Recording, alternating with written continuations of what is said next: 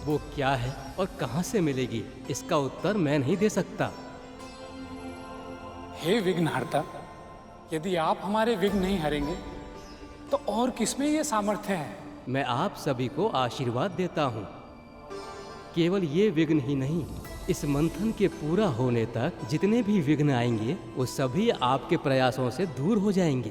पर इस समस्या के समाधान के लिए आपको प्रभु विष्णु से ही सहायता मांगनी होगी।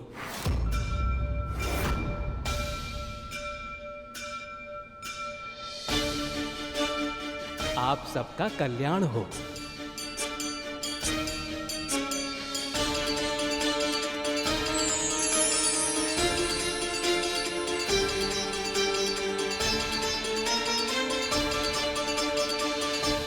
समाधान यदि विष्णु को ही करना था तो समस्या क्यों थी? तुम तो ऐसे कह रहे हो वज्रांग जैसे उन्होंने ये जानबूझकर किया है। जितनी शीघ्रता तुम्हें अमृत पाने की है, उससे कहीं अधिक आतुरता प्रभु विष्णु को माता लक्ष्मी से मिलने की है। गरुड़ सही कह रहा है वज्रांग। इस समय तर्क वितर्क में उलझने के स्थान पर हमें प्रभु विष्णु का ध्यान करना चाहिए। हम असुरों के आराध्य महादेव शिवशंकर हैं और ये सब जानते हैं। सत्य तो ये है असुरराज कि ये पक्षपात आप असुर लोग करते हैं। हमारे लिए तो महादेव भी उतने ही वंदनीय हैं जितने कि प्रभु विष्णु। शिवाय विष्णु रूपाय शिव रूपाय विष्णवे शिवस्त हृदय विष्णु विष्णोश्च हृदय शिव। शिव और विष्णु स्वयं एक दूसरे के लिए वंदनीय हैं। तो फिर विलंब किस बात का? हम सभी मिलकर प्रभु विष्णु का ध्यान करते हैं।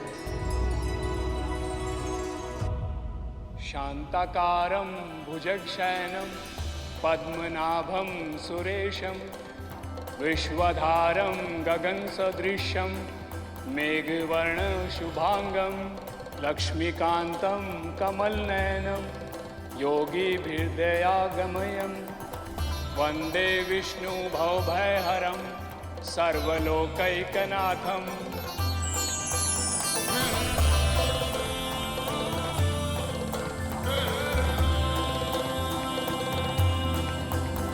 ब्रह्मदेव का प्रणाम स्वीकार करें नारायण। प्रणाम स्वीकार करें नारायण।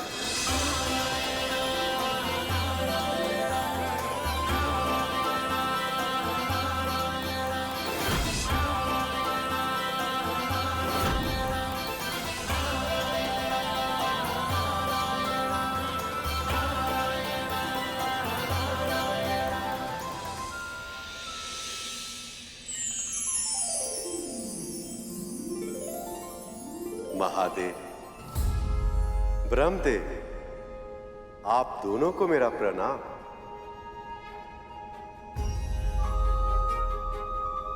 हे नारायण, संसार के हित के लिए, सृष्टि की रक्षा के लिए और प्राणियों के कल्याण के लिए आप अगला अवतार धारण करें प्रभु।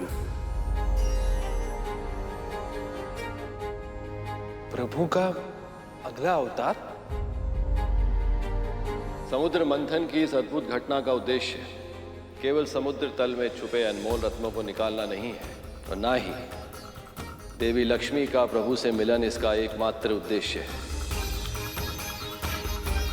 इसका लक्ष्य तो कहीं अधिक विशाल है, कहीं अधिक महत्वपूर्ण है, क्योंकि वो लक्ष्य है पवित्र आत्माओं की रक्षा करना, दुष्ट आत्माओं का संहार करना, अधर्म का विनाश करना और धर्म को सशक्त कर उसकी फिर से स्थापना करना।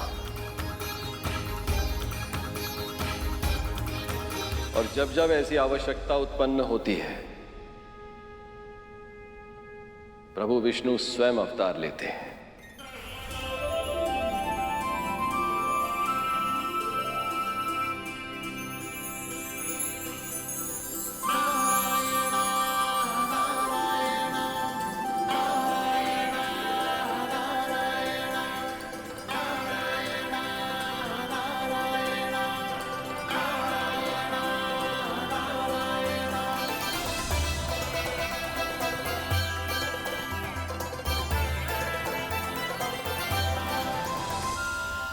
पर मेरा कोई भी अवतार ब्रह्मदेव और महादेव के साथ के बिना संभव ही नहीं। त्रिदेवों के संगम से ही एक ऐसे अवतार का सृजन संभव हो पाता जो कठिन से कठिन परिस्थितियों को संभालने के योग्य हो।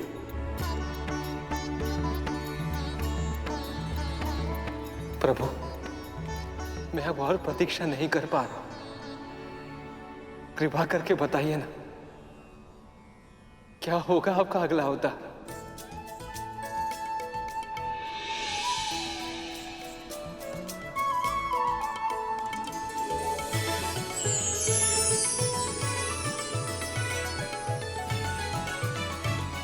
ये है मेरा नया अवतार कच्छप, जो मंदराचल पर्वत का आधार बनेगा।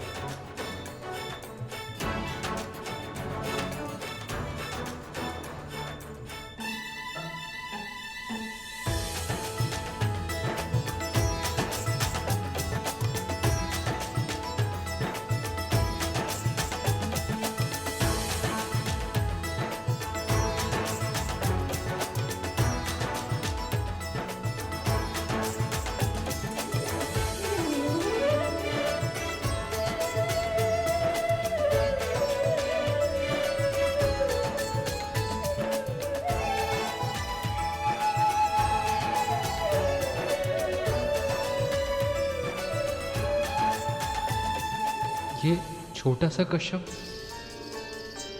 इतने बड़े मंदरांचल पर्वत को स्थिर रखने में सहायता कैसे कर पाएगा प्रभु?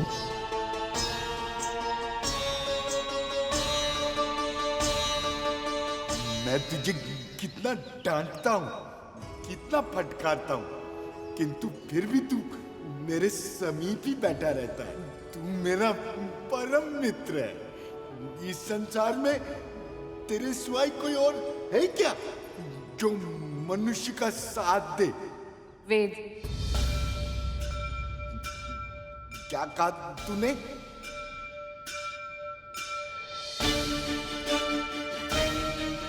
कुछ नहीं बाबा।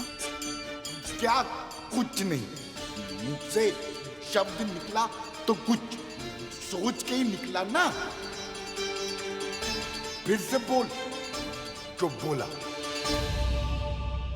बाबा, मैं अधिक तो नहीं जानती, पर मुझे लगता है यदि कोई वेदों को एक बार पढ़ ले तो चारों वेद और उनमें समाया ज्ञान कभी भी हम मनुष्यों का साथ नहीं छोड़ता। इस श्वान की तरह वेदों की वाणी भी अच्छे और बुरे समय में हमारे साथ रहती है। जब हम किसी संकट में फंस जाएं, तो उसे सुलझाने में हमारी सहायता करती है, हमारी रक्षा करती है। हम भले ही उसे भूल जाएं, पर वो हमें कभी नहीं भूलती बाबा।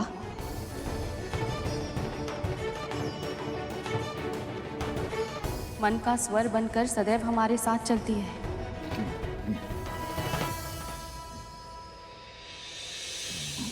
अब मुझे टुकड़ टुकड़ देखती रहेगी या कुछ खिलाएगी भी?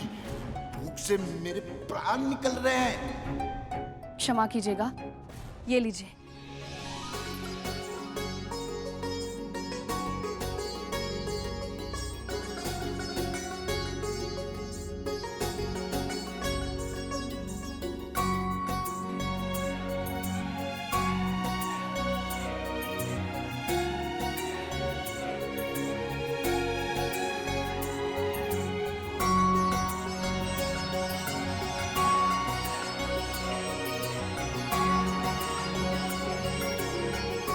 बाबा, आपका स्वास्थ्य ठीक है ना? क्यों? मुझे क्या होगा? आज आपने ना कोई तर्क वितर्क किया, ना मेरी बात को काटा, ना मुझे डांटा, और ये फल और दूध भी बिना क्रोधित हुए स्वीकार कर लिए और उसे खा भी लिए। जब ऋतुएं बदलती रहती है, सागर में ज्वार भाटा और प्रकृति में दिन रात नित्य नियम से बदलते रहते हैं, तो मैं एक समान कैसे रह सकता हूं? वैसे भी आज मुझे बड़ा सुखद आभास हो रहा है। मुझे भी बाबा ऐसा लग रहा है केवल ये कुटिया ही नहीं, पूरा वातावरण किसी दिव्य शुभ ऊर्जा से भर गया है। सारे संकट समाप्त होने वाले हैं, हर दुख दूर होने वाला है।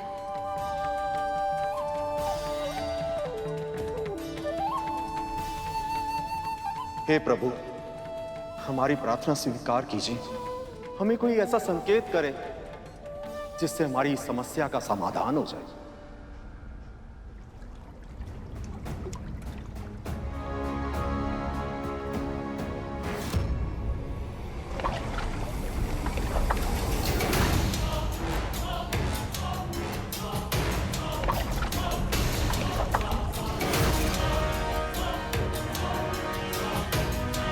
लीजिए देवगुरु, आपके प्रभु ने आपकी पुकार सुन ली, भेज दी सहायता। ये सहायता भेजी है या उपहास किया है?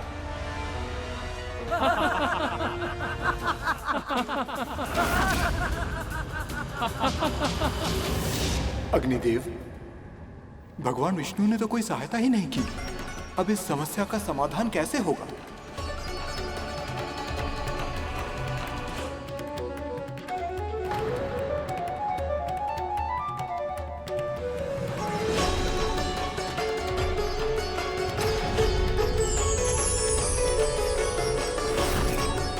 गुरुदेव, हमने सहायता मांगी और प्रभु स्वयं आ गए।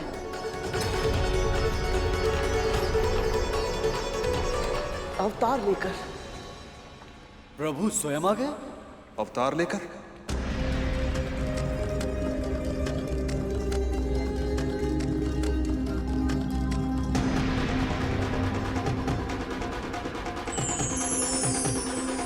गरुड़ सत्य कह रहा है, ये कोई साधारण कच्छप नहीं है, स्वयं प्रभु नारायण के अवतार हैं।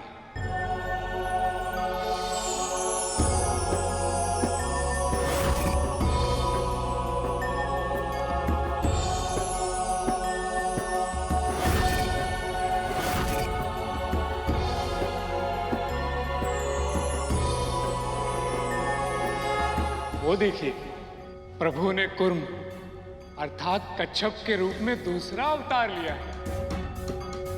कुर्मा अवतार लिया है प्रभु ने।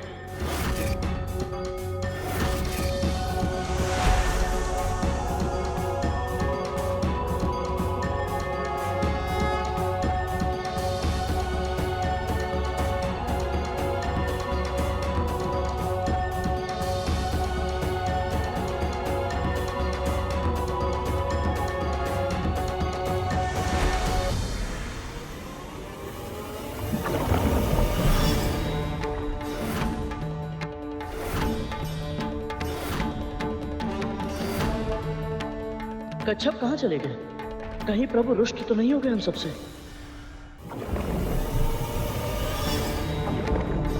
ये कच्छप कहाँ चला गया? ये क्या लीला है प्रभु की?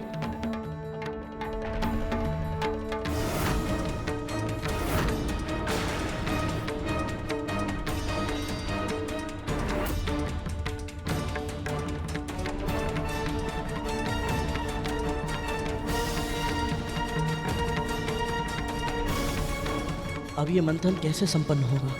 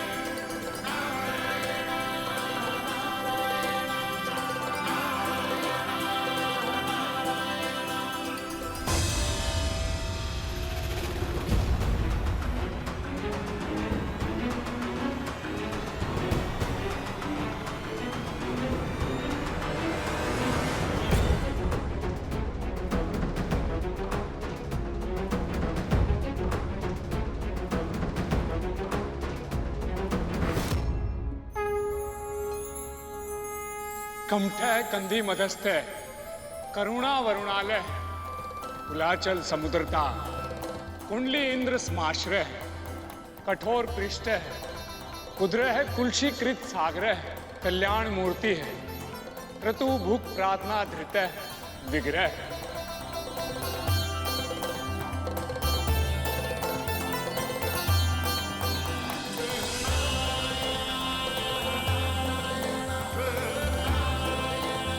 हे प्रभु,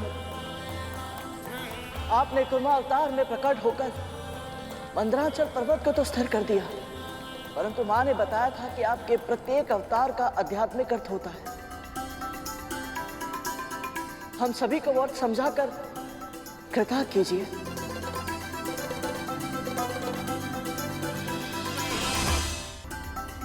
ये प्रश्न तो मेरे मन में भी उठ रहा है प्रभु। तुम दोनों भाइयों की जिज्ञासा एक समान ही है शेष।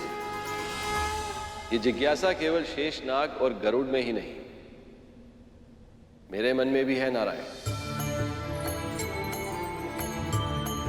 और नारद तो इस बात से व्याकुल हो रहे हैं कि उनसे पहले ये प्रश्न किसने पूछ लिया। समुद्र मंथन विचारों के मंथन का प्रतीक है और विचारों को मतने के लिए स्थिर मस्तिष्क की आवश्यकता होती है। ये कूर्म अर्थात कछुआ स्थिरता का प्रतीक है। जब कभी इसके आसपास के वातावरण अशांति छाती तो ये अपने आवरण के भीतर चला जाता। उसी प्रकार जब परिस्थितियां प्रतिकूल हो तो हम सभी को अपने भीतर झांकना चाहिए, क्योंकि समस्या कितनी भी बड़ी क्यों ना हो, अपनी अंतरात्मा से उत्तम समाधान और कोई नहीं दे सकता।